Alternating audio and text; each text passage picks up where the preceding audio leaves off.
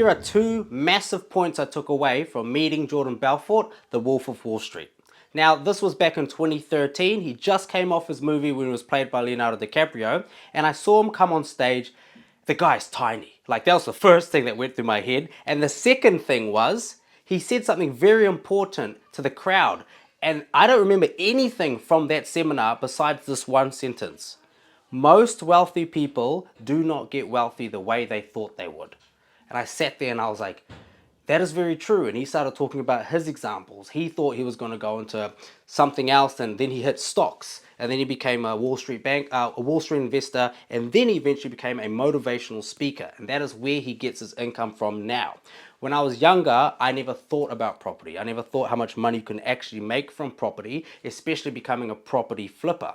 And then in 2.5 years, I'm now a property flipper, and that is my career, and it's given me the ability to quit my full-time job and do this every single day.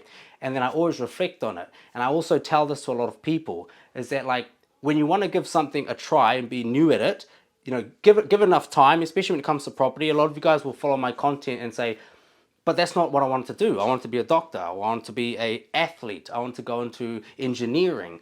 But I see you making all this money and I don't want to change course. But the important thing is you're supposed to use property as a vehicle to develop that wealth, and then you can go off and do whatever you want to do. That's the main story of this. And a lot of people ask, well, how can I get started? I'm very new to property.